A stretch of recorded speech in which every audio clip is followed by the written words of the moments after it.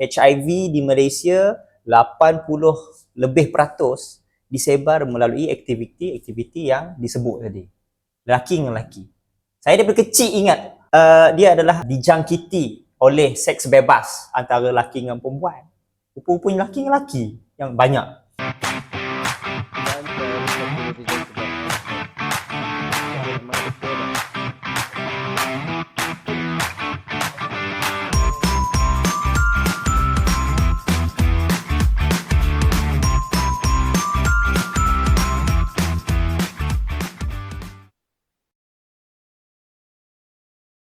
Assalamualaikum warahmatullahi wabarakatuh. Kembali lagi ke dalam episod yang ke-11 dan mungkin yang terakhir buat 2025. Secangkir Cafe. Risau dengar yang terakhir tadi. Bersama saya Tun Zainada Mukris Dan saya Bro Ahmad. Selamat datang ke podcast Secangkir Cafe episod yang ke-11. Kita sudah pecah rekod, kita dah masuk 2 digit tu. 2 digit. 2 digit ini adalah satu achievement yang besar bagi saya sebenarnya. Saya tak pernah Untuk 2 tahun lah. Untuk 2 tahun ya. Untuk 2 tahun. Saya tak pernah commit setahun. satu projek yang kita mula dulu main-main je sebenarnya kan. Betul. Saat kami start waktu tu Tun masih lagi baru habis SPM ataupun kita sebelum SPM waktu ya. Form 4, Form 5 kot. Form 5. Form 5. Form 5 Form Max. And then bila dia dah ambil SPM, dia kata, "Malim jom sambung." Saya cakap, biar betul tak sambung. Ingatkan nak main-main je, tapi dia benar-benar main-main jadi benar-benar. Betul. Benar-benar, betul-betul. Kata orang Sarawak. Jadi insyaAllah, so tajuk hari ni agak nak kata controversial tak juga. Antaranya adalah UEC, CJL UEC, yang mungkin Gen Z si tak apa-apa pun lah. Apa ya? Tapi kita akan try ringkaskan and dari sudut pandang orang muda kita tu, Gen Z tu, what can we tackle about it. And then kita ada apa gitu tajuk selain pada UEC? Kita ada pelbagai tajuk, salah satunya AirAsia yang telah memberi optional kepada pramugarinya untuk menggunakan pakaian berhijab lah.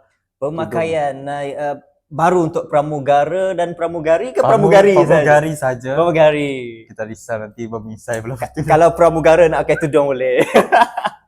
Tapi kena itulah hilangkan halkum tu dulu. Apa lagi Tun? Selain daripada 2 tajuk ini, ada yang Tun nak sentuh? InsyaAllah. Ada beberapa jugalah, salah satunya berkaitan dengan Air Borneo, tiket penerbangan Air Borneo dan juga berita-berita yang terbaru lah yang kita akan receive sebentar saja lagi. Okay, jadi tanpa membuang masa, kenapa dengan Air Borneo tu mahal? Apa dah buka pembelian tiket? Air Borneo dah buka dia punya tiket. Nak buka website dia ke sekarang? Boleh. Jadi apa yang Tun dapat ni? Adakah Tun datang ke studio hari ni dengan mood yang gembira ataupun tidak berkenaan tentang Air Borneo ni? Air Borneo, first of all, kita expectation kita tinggi berkaitan dengan Air Borneo. Kerana Air Borneo, first memanglah kita bangga bahawa Sarawak ada penerbangan mereka sendiri. Yes. Itu kita lah as a Sarawakian. Dan yang kedua ialah seperti ucapan-ucapan pemimpin-pemimpin Sarawak kita ni menyatakan bahawa Air Borneo akan memudahkan, it's not a business, tetapi untuk membantu rakyat-rakyat kita yang dari Semenanjung ke Sarawak dan ke Semenanjung ataupun ke Sabah ataupun di dalam Sarawak sendiri untuk meringankan beban harga tersebutlah. Kononnya. Tetapi setelah lancarnya website Air Borneo yang akan penerbangannya akan starting booking daripada 14 Januari lah 2026 and onward yang akan datang. Terdapat beberapa harga lah yang agak apa beza dengan AirAsia dan Mas Airline. Jadinya Menteri Pelancongan kita Datuk Karim menyatakan ini adalah permulaan untuk operate kita punya airline. So kita tak dapat nak merendahkan harga. So soalan saya mudah. Kalau dah tahu operate airline ini besar, mengapa kita janji macam-macam kepada rakyat? Why not we just say okay, we just started on airline kita akan mulakan operation dan sebagainya lah. Tetapi janganlah kita mencanang-canangkan ini akan membantu. Yes, memanglah on the first perkara kita menyatakan bahawa Borneo untuk memudahkan rakyat dan sebagainya. Yes. Tetapi janganlah kita dengan memudahnya menyatakan ini adalah permulaan dan sebagainya. Memanglah permulaan. Every of airline dia punya operate memang tinggi. I see. So ini lebih kepada ketidakpuasan dari segi, ialah sepatutnya dia tak menjanjikan bulan dan bintang kan. Yes. Saya pun expect memang akan mahal in the first place. Mustahil sebuah airlines yang baru dimulakan, macam saya dengar cerita Tony Fernandez, iaitu Tony Fernandez. pengurusi ke CEO, I'm not sure. It's not CEO. Owner lah. Owner lah senang AirAsia. kata, orang yang punya AirAsia yang merah-merah ya. Dia datang bertemu dengan Tun Dr. Mahathir Oh yes, untuk yes, cakap, yes. untuk minta dana whatsoever, untuk untuk support AirAsia. Sebab Tun Mahathir kata, penerbangan aku dah jumpa company macam-macam, semua rugi, semua tak jadi. Betul. Itulah yang dia kata. But alhamdulillah AirAsia berjaya dan ia telah memberi satu manfaat yang besar untuk seluruh rakyat Malaysia and juga the whole Southeast, mungkin ada international flight yang sampai ke hujung Exactly. seantero dunia tu. Exactly. Jadi we will also dari pihak secangkir kahwin tahniah atas perasmian dan bermulanya perkhidmatan Air Borneo ni. Saya mendoakan, saya rasa Tun pun juga sama, mendoakan sukses Air Borneo. Dan saya haraplah yang bahawanya ada harga-harga untuk warga emas, harga-harga untuk pelajar dan harga-harga untuk rakyat Sarawak sendiri. Dan saya juga harap bahawa ada harga untuk orang bukan Sarawak lah. Especially because we were penubuhan Air Borneo itu sendiri adalah untuk rakyat Sarawak, untuk memudahkan, untuk meringankan beban. So kalau ada pelancong asing ke ataupun orang daripada Semenanjung ke apa, harga mereka tidak bolehlah sama berbanding kita. Kalau sama apa bezanya kita dengan AirAsia dan Mas Airline? Maksudnya Tun mengharapkan satu special privilege. Ya, So, Sarawakian. Apa justifikasi Tun bahawa kita berhak dapat harga yang murah berbanding tu? On what base? Adakah disebabkan Borneo ini digunakan oleh cukai ataupun hasil orang Sarawak? Mungkin itulah kot salah satunya. Ataupun mungkin Tun ada justifikasi sendiri, kita berhak dapat murah sebab this company is kita punya, something like that lah. Ada tu? Kalau kita tak nak buat apa yang saya cadangkan, baik kita tak payah je buat Air Borneo. Kita bubarkan Air Borneo. Because at the first place itulah tujuan dan apa yang kita visionkan, visi kita untuk penubuhan, bukanlah untuk projek mega ataupun legasi semata-mata. Kalau kita nak rasa macam ini tak boleh, baik harga sama dengan yang orang lain, so apa beza kita dengan Mas Airlines dengan AirAsia? So baik kita bubar je. Nanti kita minta Premium Sarawak kita bubarkan, tak payah Air Borneo. Because iyalah kita tahu operate airlines bukan murah. So why kita janjikan macam-macam? Unless masa ucapan-ucapan pemimpin-pemimpin Sarawak kita ni mereka menyatakan, tetapi selepas setahun operate, 2 tahun operate, baru kita dapat memberikan harga tawaran yang terbaik untuk rakyat kita. Ini tak, dia terus cakap kita akan bagi harga ini dan ini. So rakyat dia expectation tinggi, included me. So bila dah kita tengok harga tiket tersebut, kita rasa macam kena scam, rasa macam kena tipu. Okay, saya nak bawa kita pergi ke website Alright. Air Borneo. Okay, saya tak tahu dia jelas ataupun tidak. Tadi saya pilih tiket departure. Saya pilih pada bulan March pada tahun hadapan. As you can see here, ini tiket pergi ke Miri, sebab Miri is the antara yang paling jauh jugalah. Ke Miri pada 6 hari Jumaat ni. Saya tak tahulah ada perayaan apa. Rasanya saya ada perayaan apa pagilah. Bulan apa? 260. Basic. Ni beli awal tau, bukan promotion. Could be harga standard. 260 untuk pergi sahaja. Okay. And then let's say I chose this. I select 260 ni. Saya pilih yang paling murah lah. And then 8 Mac tu another 325. So total pergi Miri tu akan mencecah 500 lebih lah.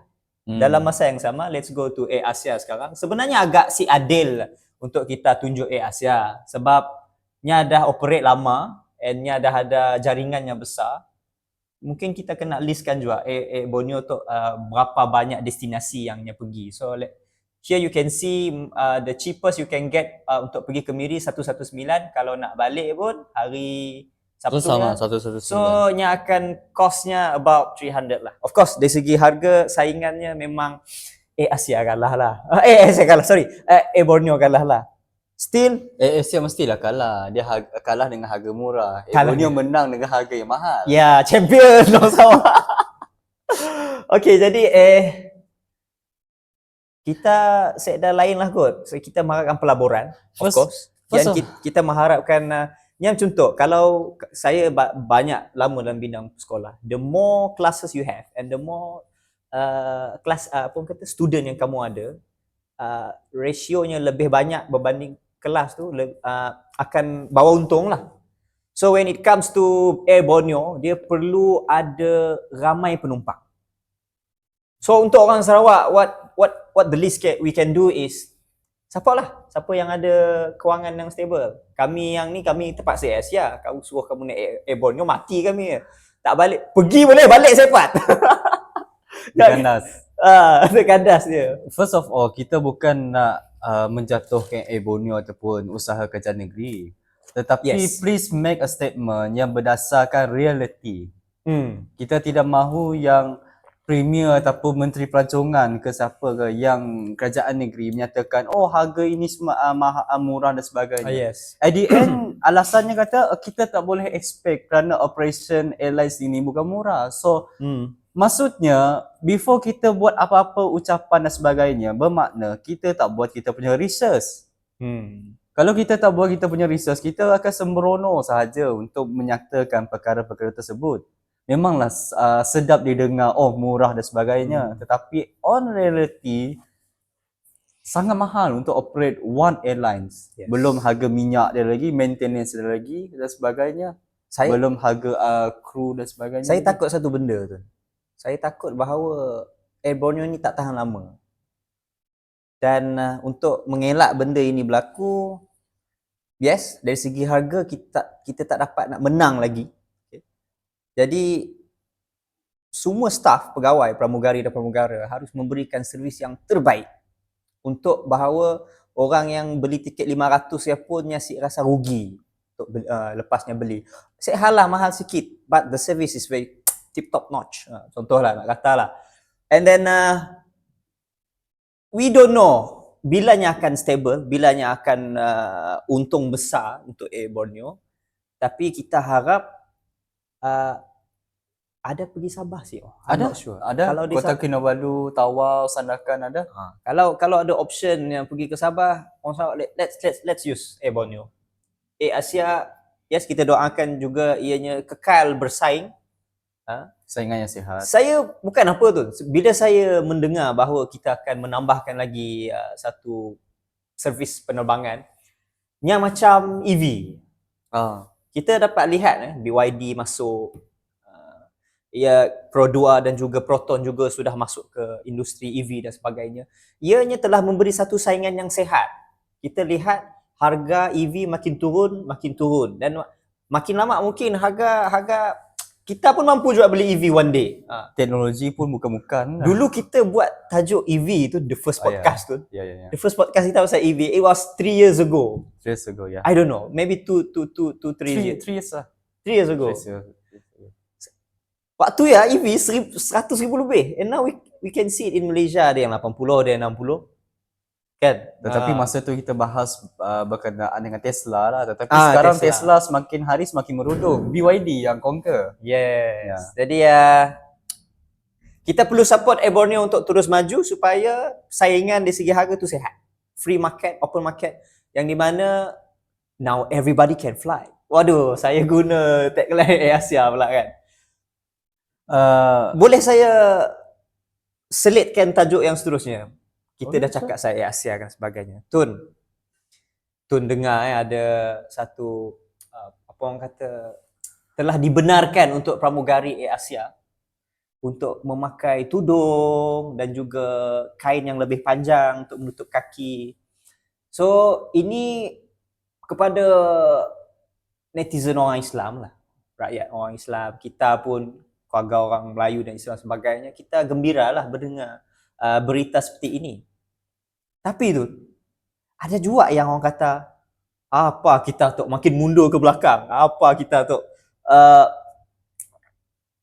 benar perlulah kita nak islamisasikan penerbangan whatsoever. Tapi sebelumnya tu, boleh kita ceritakan sikit what is actually happening, apa yang membuatkan staff-staff kita ni masih boleh pakai apa yang dia mahu. Mungkin ruling daripada Asia ke, I don't know. Kami tak buat research sangat, to be honest. Tapi kami nak memperbetulkan persepsi masyarakat tu. Tun, do you want to start with something? Kalau kita nak menyatakan Asia seperti apa nama ni, macam how we want to say that, kita tak boleh start on Asia because bukan Asia sahaja yang kira macam tak membenar, bukan tak membenarlah, kira polisi-polisi penerbangan ini kebanyakannya, Yes. not only Asia, kebanyakannya memang tak ada memakai hijab langsung. Okay. So kita tak boleh blame Asia ataupun Mars Airlines. Kerana so sekarang ni Mas boleh pakai tudung Mars dah ada kan? tak pastilah. Ada ke tak, yang saya selalu tengok pun Mars pun Airlines selalu free. Yang tu kita KIV lah. So kita fokus dengan Air Asia dulu. So meaning that ada kelulusan untuk mereka sudah boleh memakai tudung. Maksudnya sebelum ni tak boleh lah. Dan bercakap berkenaan dengan kemunduran, saya nak tanyalah kepada mereka ni menyatakan kemunduran dan sebagainya. Apa komen mereka berkenaan dengan Emirates Airlines? Emirates Airlines is the biggest and the successful airlines in the world. Dan pramugari-pramugari mereka menggunakan hijab. So apa yang mundur? Definisinya secara apa dan mengapa, dan apa sebab mundur? Because of what? Emirates Airlines dah membuktikan Emirates ialah the best of the best airlines in the world, the most luxury airline in the world, dan pramugarinya semua pakai tudung. Yes. Mungkin adalah certain yang tak pakai tudung, mungkin bersebabkan mereka bukan orang Islam ataupun dan sebagainya. Kerana bukan semua orang Arab adalah orang Islam. Please bear in mind yang fikir yang ni lah. Tetapi kalau mereka cakap mundur, saya tak rasa begitu saya tak rasa ianya adalah satu inisiatif yang akan memundurkan kita, kerana terdapat kejayaan-kejayaan lain yang telah membuktikan sebaliknya. Okay. Saya pula nak tambah dari segi dia peperangan mindset sebenarnya. Kita adalah sebuah negara demokrasi. Kita adalah sebuah negara yang bebas untuk memilih agama kita, untuk apa agama mana yang kita anuti. Kita bebas segala-galanya kecuali benda yang akan memudaratkan masyarakat. Sebagai contohnya, kita nak sentuh lepas ni tentang gay spa. Bukanlah kita ni bebas, tapi ada limit. Negara Malaysia adalah sebuah negara yang bebas, dan dengan sediaan-sediaan menteri-menteri, sultan kita dan semua masyarakat netizen keseluruhan. Kenapa golongan gay ataupun golongan yang suka sama jenis ini sangat-sangat anti di Malaysia? Adalah salah satunya, tak tengok jauh lah daripada sebaran HIV. Penyebaran HIV bukan dari segi percentage tu, bukannya daripada orang perempuan lelaki yang hubungan lelaki perempuan. 80% or maybe more. Orang kata dah nak dekat dengan 90% daripada kes-kes yang dicatat, direkod. Mereka kata ianya disebabkan adalah hubungan suka sama jenis. So back to Asia tadi. Adakah pakai tudung akan merugikan rakyat? Adakah ini akan apa orang kata memberi satu benda mudarat yang dari segi kalau saya mudarat dari segi penumpang lah kan, saya naik penumpang, mudaratnya saya rasa kita akan lebih terjaga mata kita, tak kira Muslim ke non-Muslim, and the same time pramugari yang sudah pun diberi kebebasan. Nya simok pakai tudung pun sehal, masih boleh. Masih boleh pakai skirt, no problem. Tapi nya dah ada kebebasan. Now, nya mau pakai tudung dan let her be. And this is, yalah, definisi modest. Modesty ya. Apa orang kata dalam bahasa Melayunya apa tu? Marwah. Bukan. I don't know, dignity. I know it. Iyalah, betul lah. Modest. Nya agak berbeza kalau ditafsirkan berlainan bangsa dan agama. But untuk Malaysia ini secara generalnya saya boleh kata, modest itu adalah apabila kita tidak lagi menjadi simbol. Orang kata kalau kita tengok iklan kereta dulu apa diengkahnya yang duduk sebelah kereta ya. Perempuan lah. Kalau model lah. Kau tengok cerita Hollywood ke apa kan? Yang tukang start race tu, yang pakai yang agak terdedah tu. Orang perempuan juga kena si orang lelaki pakai boxer. Kalau lelaki tak ada nafsu saya nak tengok. Lu sibuk tangan lu balik lu. Nak katanya golongan wanita ini yang sepatutnya kita lindungi, yang sepatutnya kita memberi ruang untuknya selesa, tapi sebaliknya telah berlaku di dalam negara kita yang kita semua boleh kontrol sebenarnya. 60 tahun baru kita dapat satu akta tu. Mungkin waktu merdeka ya belum ada airlines mana-mana lah, I don't know, wallahu alam. Tapi nak kata satu kemenangan untuk kebebasan dalam pemakaian, kemenangan suatu. Nombor dua adalah kemenangan juga adalah untuk mereka ini tidak lagi dipandang sebagai simbol seks. Dalam industri memang ada orang buat kajian. Mereka menggunakan unsur-unsur wanita ini untuk melariskan produk macam-macam. Kalau kita tengok zaman media sosial ni, orang yang jual rantai motosikal berpakaian pelik, orang yang jual ni berpakaian, orang beli rantai itu bukannya sebab dia nak pelbu rantai tu, dia beli sebab wanita tu. Itu agak rosak lah. Ini adalah satu penyakit saya rasa. Itu sahaja daripada saya rasa tu tentang pemakaian pramugari ISI. Kalau saya tak nak sentuh berkenaan dengan yang Berahmat telah sentuh. Saya akan sentuh berkenaan dengan mengapa masyarakat kita setelah 68 tahun kita merdeka ni. 68? Kalau ikut 1957 lah. Sikit lagi nak 100 tahun tu. Turki baru je 100 tahun, maybe a few years back. Tapi teruskan. 2023. Soal pandang saya menyatakan dalam pemikiran, mengapa segelintir masyarakat kita, tidak kisahlah mereka itu Islam ataupun bukan. Yes. Kalau ada berkaitan berkenaan dengan tudung ke apa-apa perkara ke, mesti akan nyatakan mundur dan sebagainya. Yeah. What is the meaning of kemunduran tersebut? Apakah maksud kemunduran? Dan apa definisi mundur? Dan apa sebabnya mundur? Why? Adakah seperti rakan saya lah pernah nyatakan kepada saya. Kenapa kalau kita sebagai manusia, kalau kita lihat orang yang memakai tudung labu, memakai baju kurung dan sebagainya, kita akan label dia sebagai ustazah. Adakah pemakaian tersebut memang mencerminkan dia sebagai ustazah? Dan kadang saya pelik lah. Kalau dalam Islam, it doesn't matter you ustazah ke tak ustazah, memang pemakaiannya tak boleh ketat. Memang dia kena jarang-jarang lah.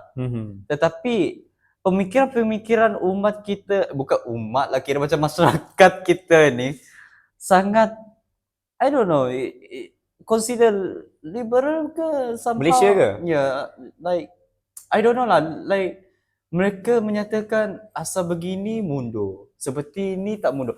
Dia ibarat macam inilah, mudah cerita. Kebiasaan masyarakat tidak akan mundur, Bukan kebiasaan masyarakat akan mundur. Itulah kefahaman-kefahaman I yang saya see. rasa agak pelik. Walhal itulah yang pelik sebenarnya. I see.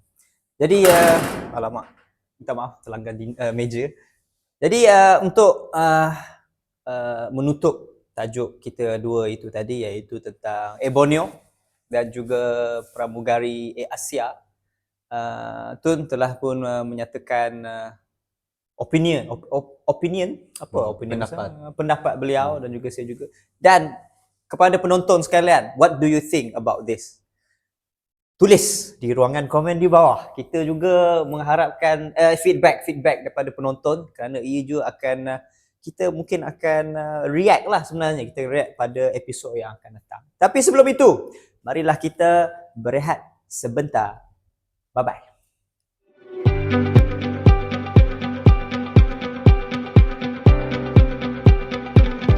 Okey, kembali lagi bersama kami di secangkir kahve. Jadi sebentar tadi sudah pun habis tentang Borneo dan juga pemakaian pramugari Asia dan mungkin Mas wallahualam kita KIV. And then tajuk yang seterusnya tu. Tajuk seterusnya kita bergerak pada UEC lah. UEC. Apa benda tu UEC? UEC dia adalah sekolah yang Sekolah ke sijil? sekolah swasta menengah Aha. daripada sekolah swasta menengah Cina Mhm. yang minta untuk Malaysia iktirafkan berkenaan dengan UEC lah. Okay. First of all, UEC stand for Unified Examination Certificate. Okay. Yang bermaknanya UEC ini adalah sijil peperiksaan menengah yang diajukan oleh Persatuan Sekolah Cina di Malaysia. Alright. Oh, mereka pun ada 3 peringkat Kita kalau di Malaysia kita ada UPSR, PT3 dan SPM. UEC pun terdapat 3 juga level. Yang di mana dipanggil Junior Middle setara dengan tingkatan 3, Senior Middle setara dengan SPM dan Senior Middle Level 2 setara dengan STPM. So level-level inilah yang ada yang dalam UEC tersebut lah. Okay. Dan tujuan mereka pun macam biasalah untuk pencapaian akademik dan sebagainya. Cumanya di dalam subjek mereka ni ada pelbagai. Termasuk bahasa Cina, Inggeris, matematik, sains, sejarah, ekonomi dan sebagainya. Tetapi fokus kuat mereka dalam bahasa, sains dan matematik. Okay. Jadi Tun, UEC adalah satu ujian lah. Satu ujian yang di mana pelajar-pelajar ambil untuk menyambung pelajaran mereka ke IPT, Institut Pengajian Tinggi, yang ni universiti lah. Dan boleh juga digunakan termasuk SPM, STPM kita lah, boleh guna di luar negara dan sebagainya. Satu benda saya nak penonton faham, UEC adalah kita tengok siapa yang selia siapa yang selia dulu. Nombor 1 adalah SPM. SPM diselia oleh KPM of course. STPM, STAM, apa lagi? Itu semua diselia oleh KPM, Kementerian Pelajaran Malaysia. Dan juga ada juga sijil-sijil lain macam IGCSE. Dia Cambridge lah, macam sertifikat Cambridge. Biasanya orang international student yang ambil ni. International student. Dan juga kita juga ada option lain macam apa orang kata tu? A-level. Saya dulu sikit lagi nak sambung A-level dekat Singapura, tapi tu after SPM. Boleh sambung A-level tapi tak diterima tu, scholarship tu kurang asam tu Singapura. Tak adalah. Apa, janji hampir ke situ. Okay, and then we have this UEC coming. So UEC ni dia siapa selia? Kalau IGCSE ni dia selia oleh Cambridge. Kalau STAM tu semua KPM. Kalau A-level ni saya lupa lah pasal A-level, tapi memang ada selia oleh badan international. Semua negara ada benda ini. And then comes to UEC, Unified Examination Certificate. Ianya diselia oleh Dongzong, Asosiasi Guru-Guru Cina di Malaysia. Dan ianya registered di bawah ROS, registration ni lah kita punya badan register untuk semua organisasi, dia registered. Dan juga saya nak tanya tu, UEC boleh dipakai kat sini tak? Saya buat masa sekarang yang saya confirm, UEC kalau ada sijil UEC tak boleh masuk ke University IPTA. Awam, maksudnya macam ITM tak boleh, nak masuk ke UIA. Inilah semua universiti awam ni tak boleh masuk sebab dia tidak diiktiraf. Tapi kalau universiti swasta insya-Allah boleh. Kebanyakan. Dan juga ada juga menurut carian saya, UEC ada juga diterima pakai di luar negara. Yes. IPT di luar negara. Tun? Kalau UEC ni dia memang tak boleh dipakai lah di Malaysia. Itu semua kita tahu. Dia tak adalah tak boleh pakai. Boleh pakai. No, memang tak boleh pakai because dia tak diiktiraf. So it's not official. Dia hanya boleh dipakai di dalam organisasi tersebut sahaja. Saya takut orang salah faham. Saya takut sebab UEC is currently running. Maksudnya orang tengah buat. Asosiasi tu ada, badan selia dia ada. Tapi dia bukanlah international. Dia di Malaysia ni. And then untuk beri orang salah faham, UEC is currently, tapi diiktiraf tu actually salah satu perbincangan juga. Iktiraf dari segi apa? Is it iktiraf as a SPM punya level kan? Iktiraf sebagai STPM, iaitu 12 years education system punya level. Okay, sila sambung tu. Dan negara-negara yang menerima UEC ni ialah Taiwan, China, Singapura, tetapi setengah universiti swasta, Jerman, United Kingdom, Australia, New Zealand, Canada. I see. Beberapa APTA dan APTS di negara-negara tersebut lah. I see. Dan di Malaysia, first of all saya hairan lah. Kerana kalau mereka nak diiktiraf di Malaysia dan mereka nak pelajar-pelajar mereka ni melanjutkan pelajaran di IPTA, first of all kita kena tahu syarat kemasukan masuk universiti awam ialah kena ada bahasa Melayu and sejarah. You must do excellent both. Tetapi dua subjek tu tersebut tiada dalam UEC. Dan kalau mereka tak fasih bercakap dalam bahasa Melayu dan tak tahu menulis dalam bahasa Melayu, macam mana mereka nak belajar di universiti nanti? Even though ada beberapa subjek-subjek di IPTA tersebut ada yang menggunakan dalam bahasa Inggeris dan sebagainya, dan dalam masa sama pun dalam buku rujukan research, tetapi kelayakan tersebut tidak selari dengan apa yang dibelajar. Okay, jadi saya nak bawa ni kepada perbincangan lebih tersusun. Nombor satu adalah bahasa. Okay, dari segi bahasa, ada yang katalah dari segi sudut bahasa, kita ada banyak komentar dan daripada reaksi daripada kebanyakan masyarakat Melayu khususnya, dia kata this is Malaysia.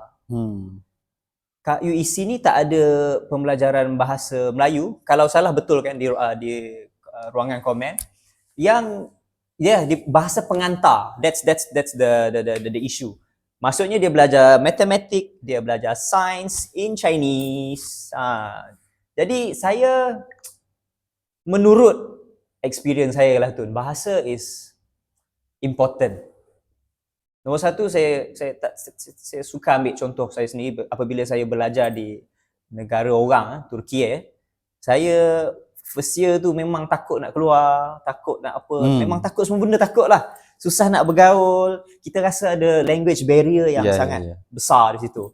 Ianya menyekat prestasi saya untuk belajar. And nombor dua, ia juga menyekat prestasi saya untuk bersosial sebagai sebuah masyarakat. Tapi saya nak fokus kepada barriers untuk menghalang saya daripada bersosial dengan masyarakat tadi.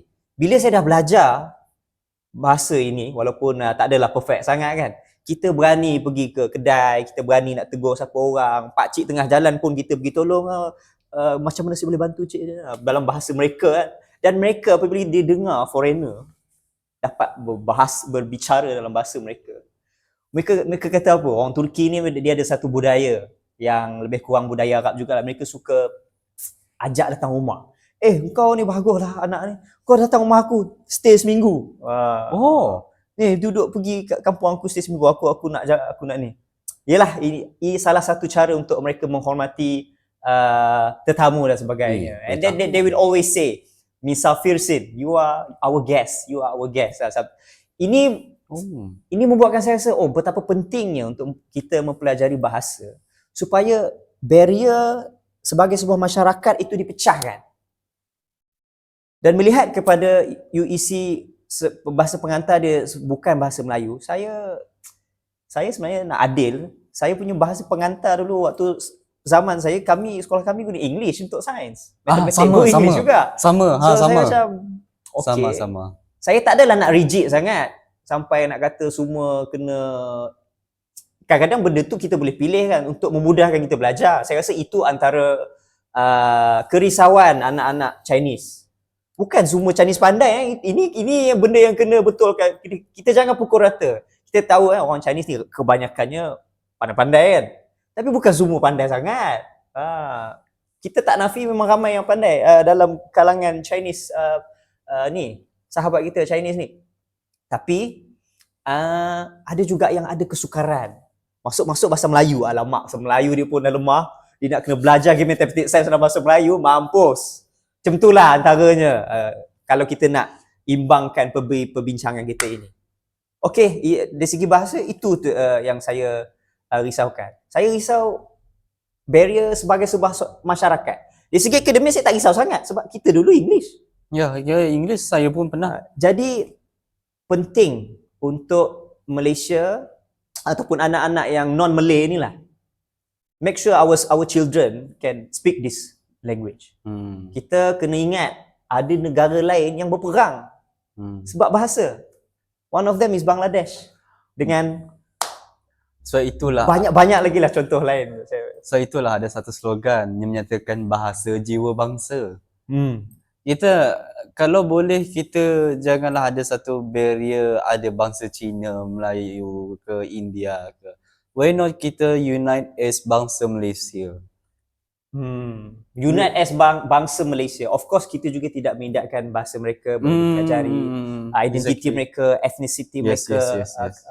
Juga tidak ditinggalkan. Kebebasan kaum lah.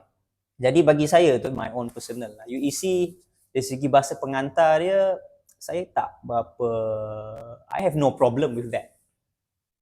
Sebab dulu kita ada bahasa Melayu kan. Okey cukup lah. Macam itulah lebih kurang. Okey, itu satu bahasa tu. Ada satu lagi, of course lah, tu mungkin nak sentuh dari segi akta-akta, bawa mahkamah ke apa ke, tak ada. Tak silap saya, Don Zong ni dia pernah kena mahkamah pada beberapa tahun lepas. Kenapa? Tak silap saya lah berkenaan dengan UEC ni.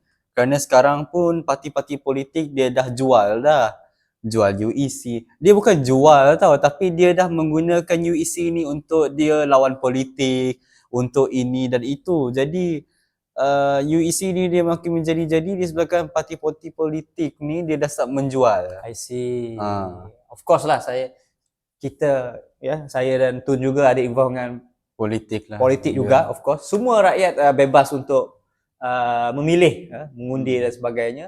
Kami rasa yes, ini memang ada faktor politik juga ni yang menyebabkan ianya kembali hangat dan sebagainya. Kita dah cakap UEC dari segi bahasa tu. Saya nak bawa UEC dari segi beratur. Ada satu karikatur saya tengok ni, dia dilukis yang menunjukkan bahawa ni IPT. IPT tu dia tengah ni lah register orang. So yang masuknya adalah budak-budak STAM, budak-budak matrix, budak-budak ni yang belakangnya adalah SPM. Maksudnya mereka ni kena lalui SPM dulu and mereka dapatkan sijil matrix, asasi whatsoever, baru mereka masuk ke IPT. Dan tiba-tiba dekat sebelah tu ada satu jalan yang pintas semua benda ni, iaitu UEC. Jadi ada orang menggunakan ada orang yang tidak berpuas hati, dia nyatakan bahawa UEC ni dia macam potong line lah. Potong line, kita susah-susah belajar SPM, kena lulus BM, kena lulus apa, korang boleh masuk macam tu. Patutlah UEC ni semakin hari semakin dipaksakan untuk diiktiraf. Kenapa? Saya baru dapat info. Rupa-rupanya sekolah Cina swasta, sekolah menengah Cina swasta di Malaysia, terdapat lebih kurang 60 buah sekolah yang menggunakan UEC.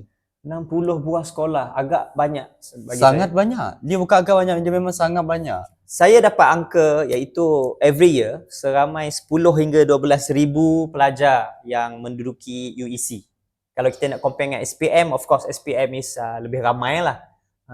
Dan apa lagi tu? Info-info ni itu ni ada banyak info-info yang apa orang kata susah nak dapat, dia tahu dulu. Paling kita macam inilah, make it simple.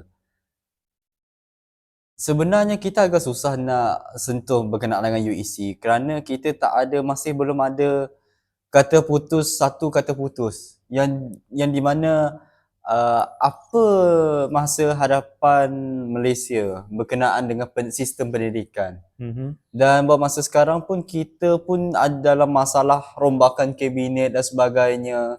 Jadi ada few things yang agak delaykan perkara inilah. Tetapi apa yang saya kalau melihat UEC tersebut sebagai pandangan peribadi, for me UEC dia bercanggah dengan sistem pendidikan Malaysia. Itu yang pertama. Yang kedua ialah UEC ini tidak menggunakan bahasa Melayu dan subjek sejarah untuk dalam mereka punya education system. Yes. Itu yang kedua.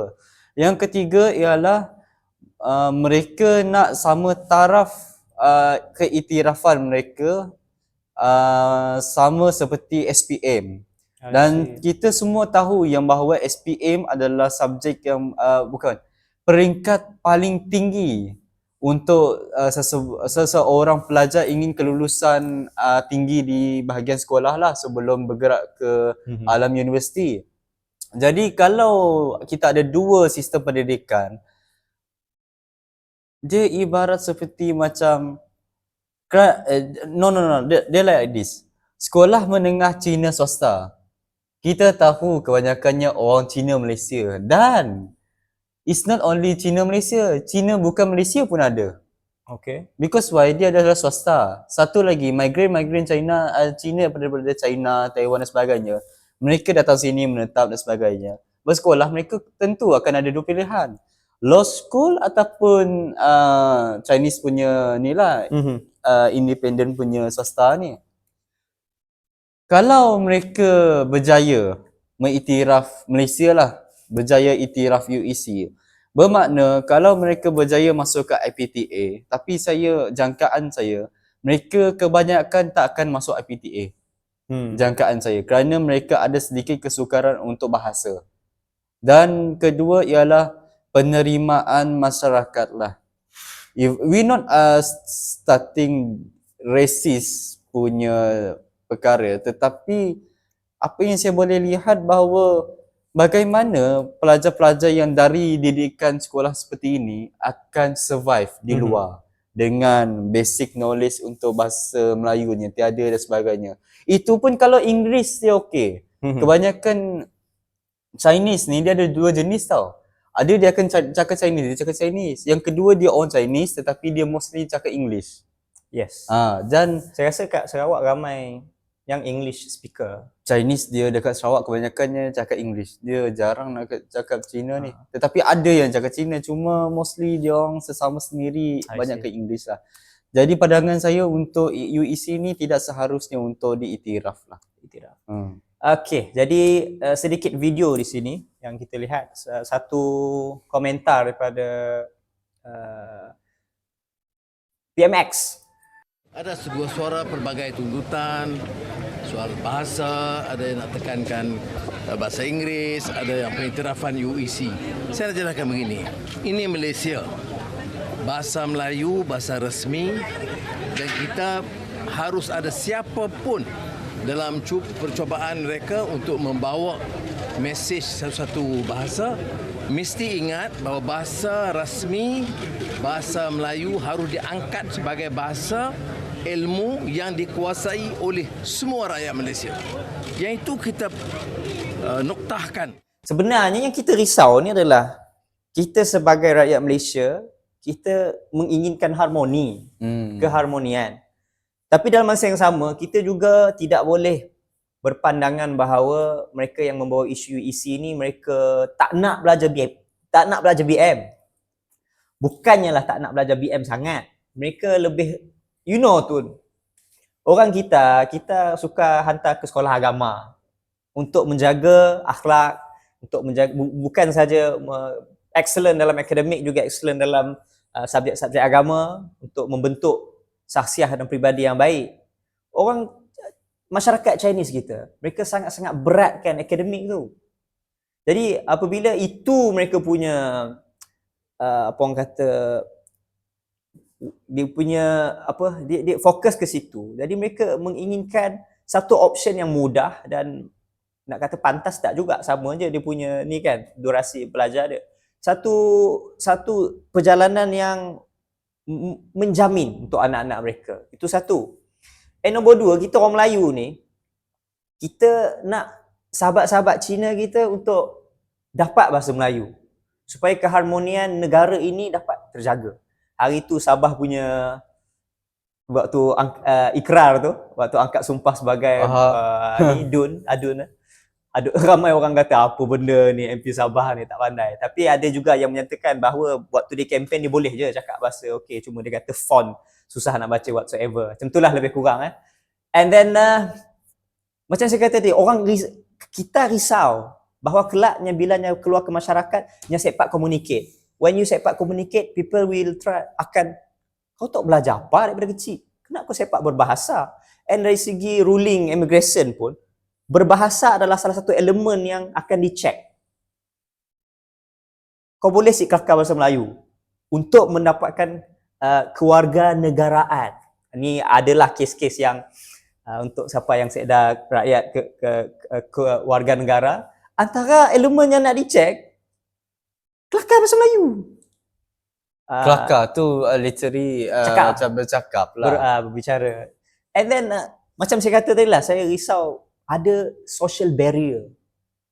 Kita Malaysia ni, even especially Sarawak, kita dah kahwin campur. Banyak dah Melayu kahwin Chinese, Chinese kahwin Indian, Indian kahwin Iban, Iban kahwin. Kita dah assimilate dah. Dah hybrid dah. Dah hybrid dah. Dah hybrid dah.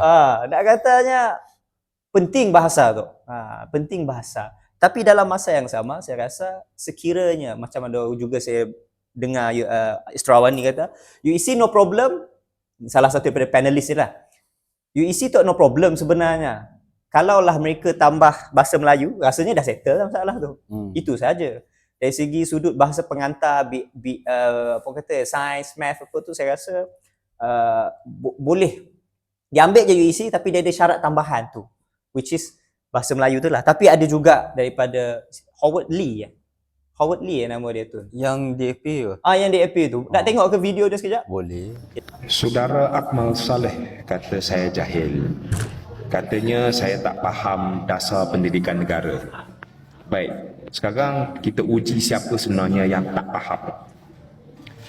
Kalau benar 3 syarat yang saudara Akmal sebut itu wajib dipatuhi oleh semua aliran pendidikan, maka jawab 1 atau 2 dia soalan yang mudah. DAP dia punya memenuhi syarat ahli itu. DAP lah. Tak. Seorang MP IB Parlimen memenuhi syarat itu ke tak? Parlimen. Tak. IGCSE memenuhi syarat itu ke tak? Tak. Dan sebenarnya dia tahu ke tidak, kebanyakan pelajar UEC sebenarnya menduduki SPM juga. Confirm dia tak tahu. Tapi semua itu diiktiraf dan dibenarkan beroperasi dalam Malaysia.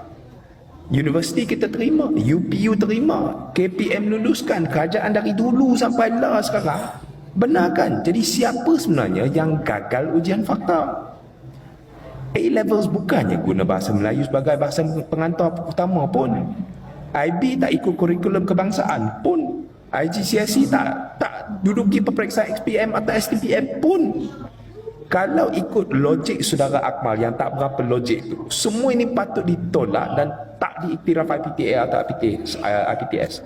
Tapi dia tak berani sebut. Kenapa? Sebab logiknya sendiri tak konsisten dan sebenarnya totally salah.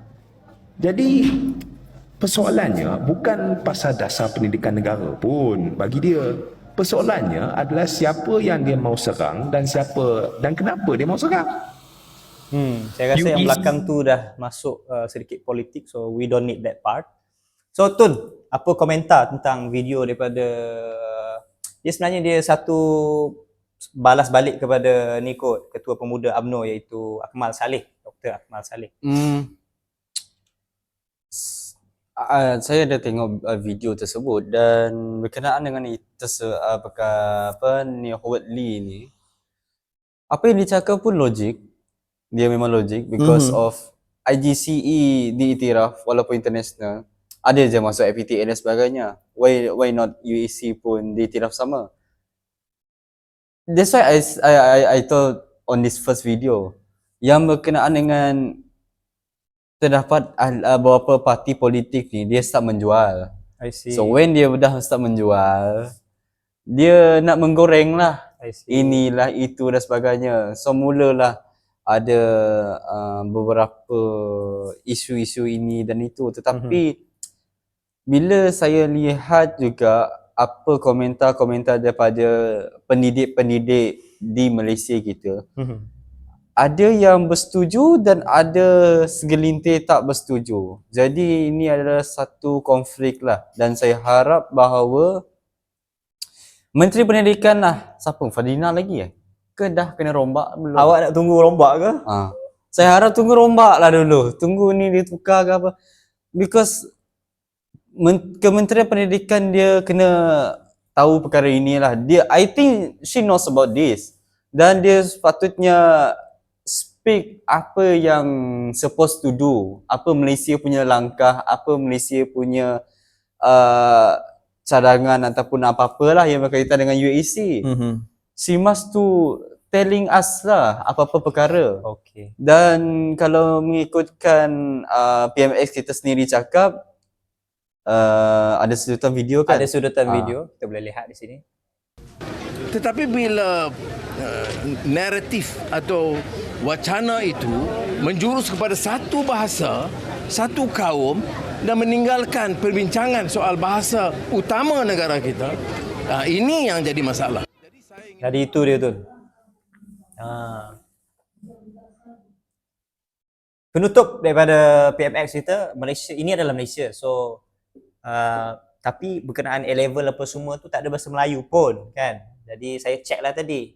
Kalau nak sambung A-level kena perlu ada SPM ke? Tak perlu. So maksudnya dia boleh skip SPM. SPM kan ada BM and SPM ni kena lulus apa tu dua subjek tu? Bahasa Melayu dan sejarah. Sejarah. So kalau tak lulus dua ni dia tak dapat sijil. Tak dapatlah bekerja, tak dapat dah apa dan sebagainya kan. And IGCSE, betul ke saya sebut tu? Cambridge, A-level apa semua tak ada bahasa Melayu. So memang betul lah kata Howard Lee tu, memang ada jalan yang perlu belajar bahasa Melayu pun. And it can still be approved untuk masuk ke IPTA.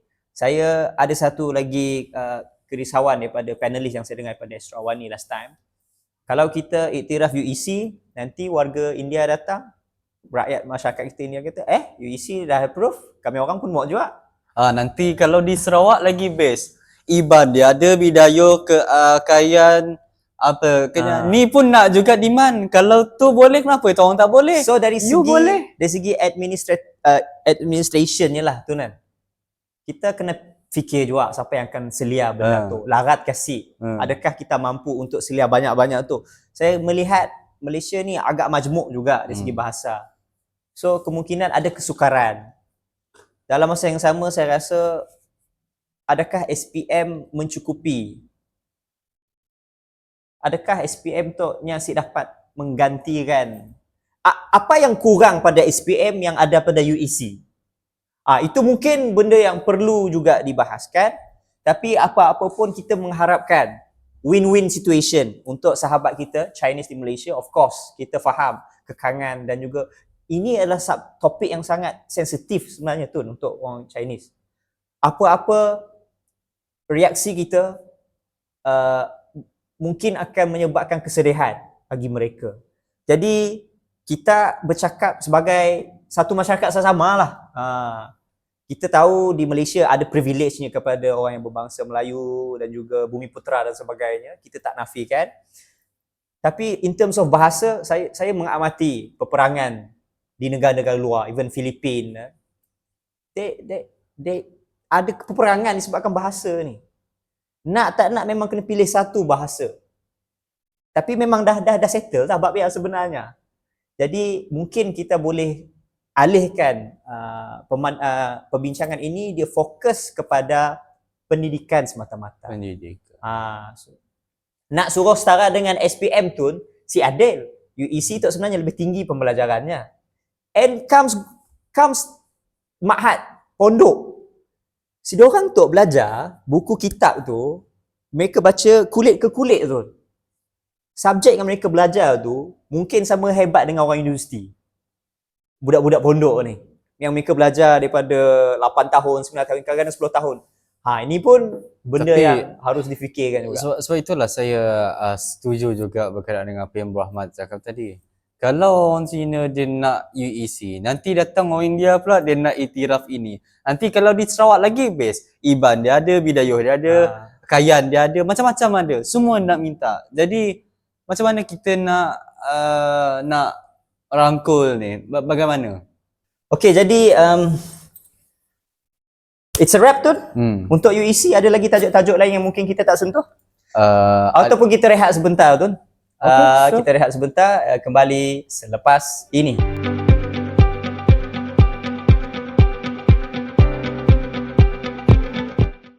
Kembali lagi ke dalam subtopik yang keempat. Topik kita hari ini agak tak adalah best tapi dia agak lama lah, dalam 2 minggu, 3 minggu sebegitu. tapi dia masih dalam ongoing trial. Dia tentang kes penangkapan di mana gitu. Gay spa.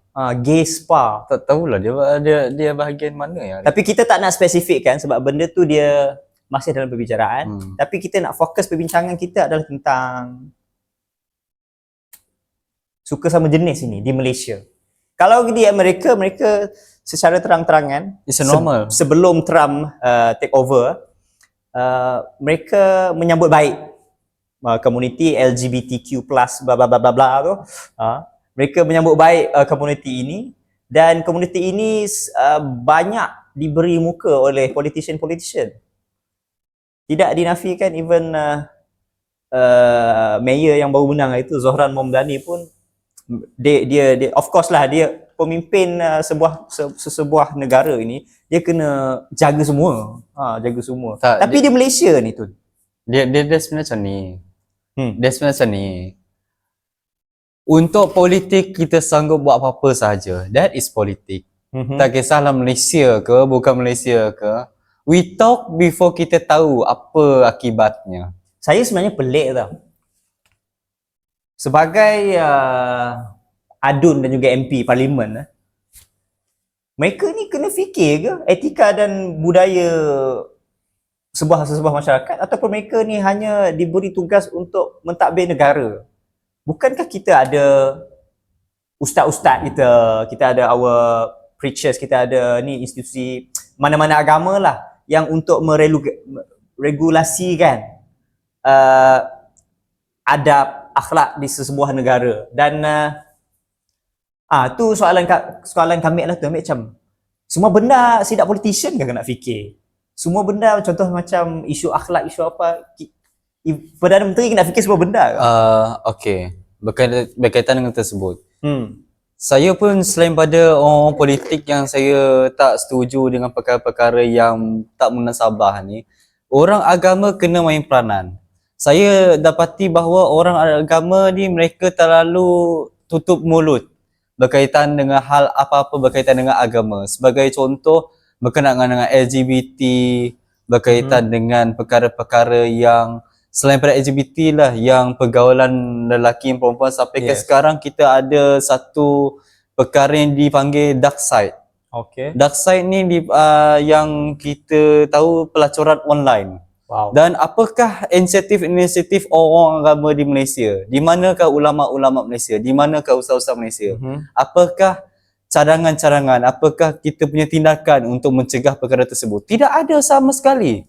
Ini yang saya pelik dengan agamawan-agamawan. Adakah ceramah hanya di masjid dan surau? Kalau begitu, tak payahlah ada agama. Kalau macam tu, kita tak payahlah berpolitik. Kalau untuk Islam ini, berpolitik ni dia ada bukan kewajipan tetapi diharuskan. Jadi janganlah berpolitik di luar, berpolitik di masjid dan di surau. Kerana perkara tersebut, kita kena bagi awareness, bukan hanya ceramah di surau dan masjid. Even di dalam berita ataupun apa-apa berkaitan dengan agama, yang bercanggah pada agama, kita kena tegur, kita kena beri apa-apa pandangan dan sebagainya. Bukan hanya perkara tersebut, kita pun kena ada satu inisiatif. Walaupun negara kita ada undang-undang, tetapi cukupkah dengan undang-undang tersebut untuk mencegah? No. Walaupun kita dah ada undang-undang, tak ada ketakutan ataupun perkara-perkara yang orang-orang ni bercanggah buat apa yang kemanusiaan manusiawi yang sepatutnya buat. Dan ini dah membuatkan bagi saya tak suka untuk mencegah perkara tersebut. Dan confirm lepas ni memang akan ada orang kata oh ni dah papas ni, dia suruh hudud dan sebagainya. Dia tak semestinya hudud, ada je hukuman-hukuman lain yang berat. Kita ada dua aliran mahkamah, iaitu civil dan juga syariah. So either way we can choose whether is civil or syariah. Yang berkaitan dengan kes yang gay spa itu, dia bukan syariah kan, dia civil kalau tak silap saya. Itu saya kurang info. Nak tengok ke sedikit? Oh boleh? Kita check dah. Jadi kita ada berita yang kita ada kat sini, iaitu ada hampir 200 orang. Police have detained 201 people, including 17 civil servants, a teenager, and several senior citizens in a raid on a 2-story gym and sauna in Chowkit, allegedly Chowkit Road. used by gay men for sexual activities. Kuala Lumpur Deputy Police Chief Datuk Muhammad Azani Omar said the premises had been operating daily for the past 8 to 10 months. Hampir The 1 raid tahun. followed 2 weeks of surveillance with assistance from the Federal Territories Islamic Religious Department. Investigations found the location was used as a meeting point for men engaging in sexual acts and partner swapping. Patrons were charged RM35 for entry plus RM10 for first-time juga tu. registration. Ah? The ground floor Macam- functioned as a gym, biasa while the lah. upper level Macam housed harga a sauna nak masuk with indoor bathing facilities. playground A budak-budak. total of 201 patrons and 7 employees were arrested to assist investigations under Section 377B of the Penal Code, which criminalizes carnal intercourse against the order of nature and carries a penalty of up to 20 years imprisonment and whipping. So itu saya cakap, kalau ini pun dah RM10, apa lagi undang-undang lain? Ingat, kalau saya contoh RM10 apa? kalau saya contoh apa nak heran dengan RM10? RM35 nak masuk. Apa nak heran? Nak masuk sauna tu kena bayar RM35 dan RM10 member. Masalahnya sekarang orang dia ibarat macam ni lah, kedai judi, kedai slot, yang kedai-kedai macam pelik semacam, dia buka kedai makan tapi dia bukan. Okay. Apa tindakan kerajaan? Apa tindakan majlis pembandaran? Apa tindakan polis dan sebagainya? Dan apa tindakan orang-orang agama dan sebagainya? Dan kalau ada yang bukan Islam, dia cakap, aku bukan Islam. Okay. If you are Christian, adakah dalam Bible cakap Adam and John, Adam and Michael? Tak ada kan? Dia cakap Adam and Eve. So same goes to dalam Islam. Dia cakap Adam and Hawa. Dia tak cakap Adam dengan Musa, Adam dengan Harun. Tak ada. It's Adam and Eve, not Adam and Steve. See, dia tak ada cakap macam tu. Even Hawa pun dia tak ada cakap Hawa dengan Rebecca ke, Hawa dengan Sarah ke, Siti ke. Tak ada. No, it's not such of thing. Tak ada. Saya rasa no problem with our Christian brothers lah.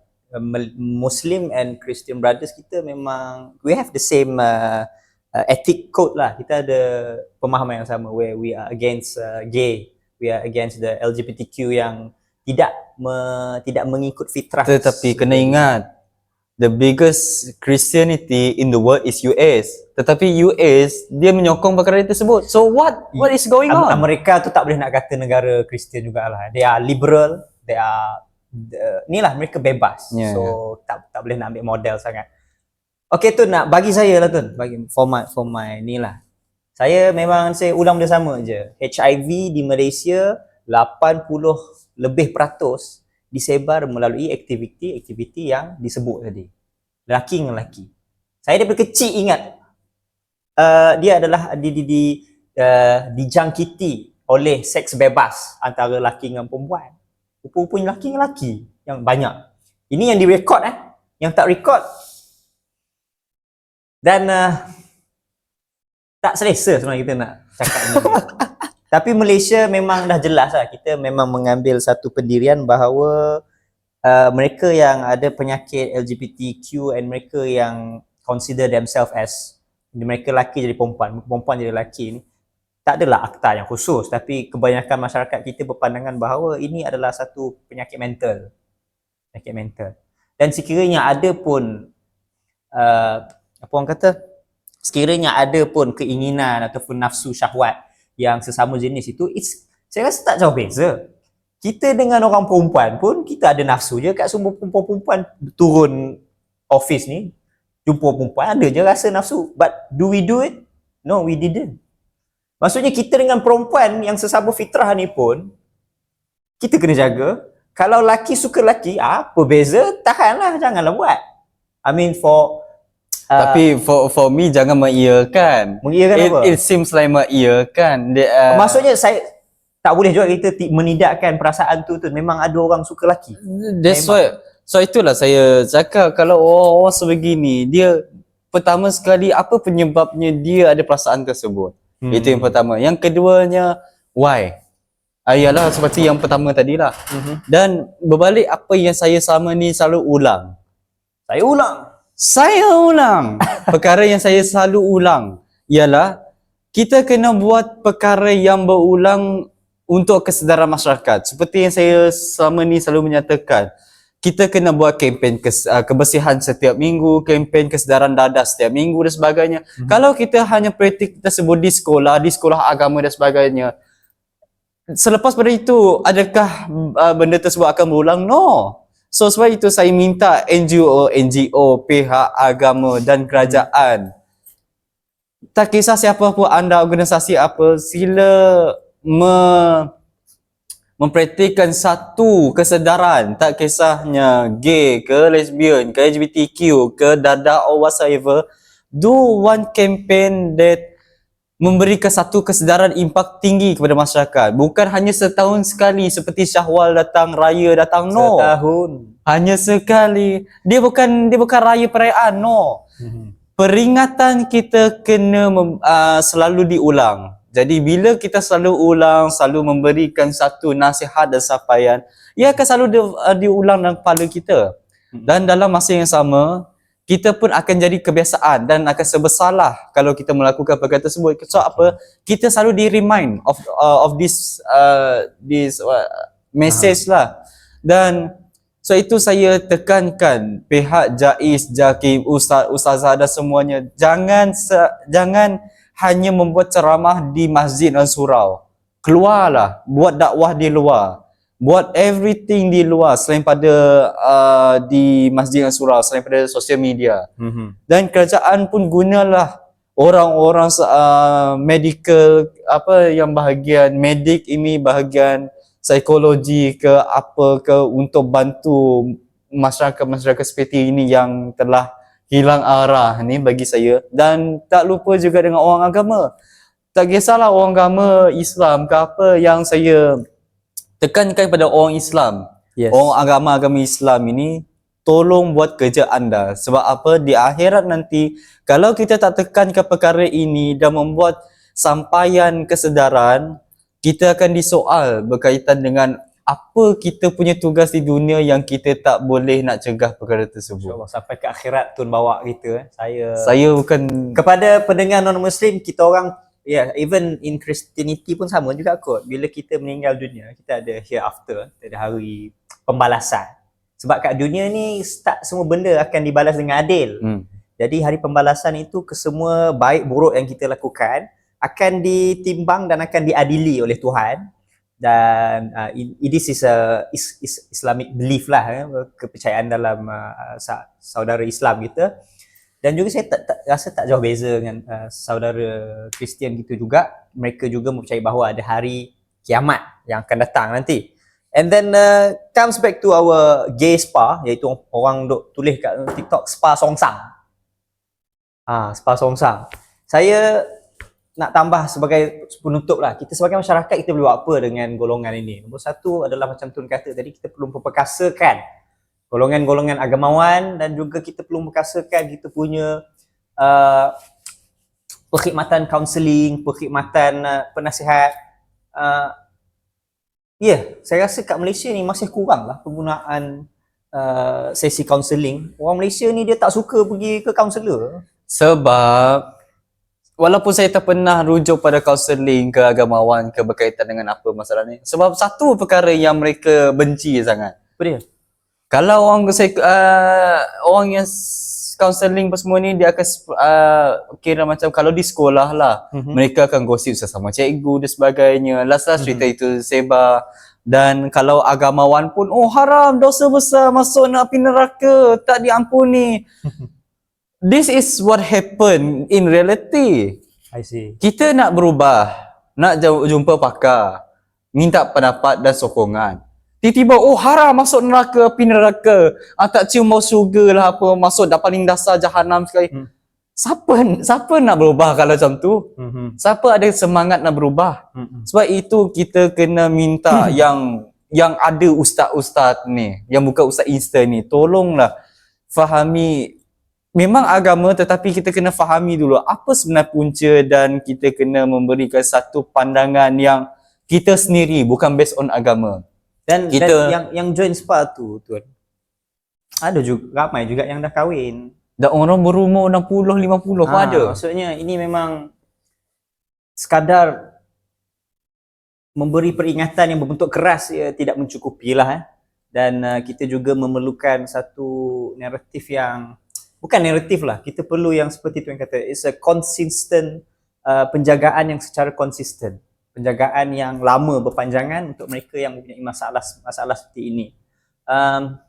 Saya tak banyak tentang benda ni, saya rasa ini adalah satu benda yang perlu dihentikan kerana ia membawa kemudaratan yang besar kepada masyarakat kita. Dari segi penyebaran HIV-nya memang sangat tinggi. Dan juga apabila para lelaki ini ramai yang dihidapi oleh penyakit HIV AIDS ni, ini akan membawa kepada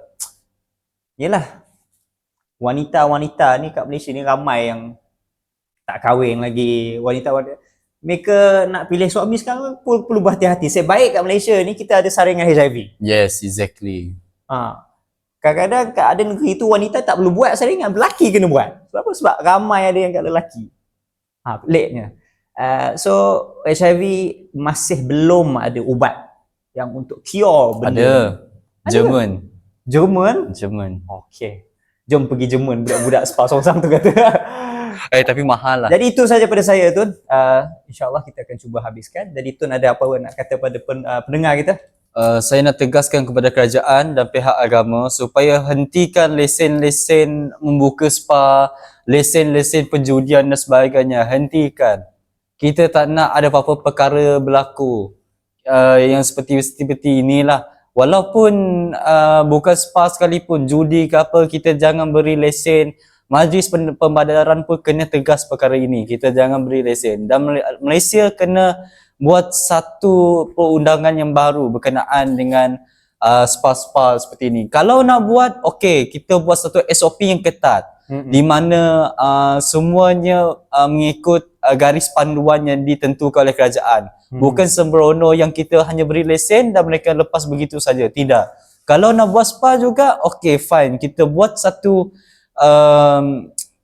kira garis panduan untuk kita berhati-hatilah supaya perkara-perkara seperti ini tak berlaku. Kalau nak pergi spa sekarang, pergi Thailand. Thailand ada banyak. Krabi ke Hat Nyai ke, pergi sana. Saya ingin menutup Tun sudah? Ya. Okey, jadi saya rasa melihat kepada insiden Spa Sonsang dan sebagainya yang tentang even Tun juga menyentuh tentang isu restoran judi banyak di Sarawak ni. Saya tak nak kata satu Sarawak lah, ada tempat-tempat dia. Kita harap dia tak banyak. Dalam Sarawak kita panggil siasito. Siasito. Sana sini ada. Jadi saya rasa tak lain dan tak bukan, dia berbalik kepada komuniti yang berada di sekitar tu. Please report sekiranya kita ada bahan bukti, and sekiranya ia memang confirm benda tersebut, mesti report. Kalau semua senyap, it will goes. Dia akan continue secara biasa. Saya rasa Spa Sonsang tu mesti ada orang reportnya. And polis standby 8-9 bulan dia kata dah start benda tu kan. Saya rasa kan plot twist dia kan. Mungkinlah my theory tu plot twist dia kan adalah mungkin daripada kalangan anak-anak mereka ataupun isteri-isteri mereka yang sharp macam something ke apa. Saya rasa agak logik. My teori lah, tak tahulah betul ke tak, just my teori. Dan berani untuk buat aduan. Yeah. Saya rasa itu kata kuncinya. Sebab kami dulu ada satu tempat juga yang dia buat benda yang tak elok lah. And kami report, polis datang. Polis ni dia datang kalau report je. Kata report dia tak buat. Dia tak Saya tak nak pukul rata lah. Saya tak nak pukul rata. Adalah tempat tu kat Zimbabwe. Tapi itulah of course kita mungkin tak faham apa kekangan yang dialami oleh pihak polis sebagainya. Kita doakan kemudahan untuk mereka melakukan tugas mereka. It's a dangerous job. Ada juga yang hilang dan sebagainya. Okey Tun, itu saja untuk episod kali ini, episod yang ke-11. belum. Apa pula? Dengan inilah tutupnya tirai Secangkir Kahve episod yang ke-11 pada tahun 2025. So 11 2025 bunyi macam makan stop sampai bila-bila. Tapi whatever. Assalamualaikum warahmatullahi wabarakatuh. See you. Saya Bro Ahmad Dan saya Tun Zainal dan Mukris. Jumpa pada tahun 2026.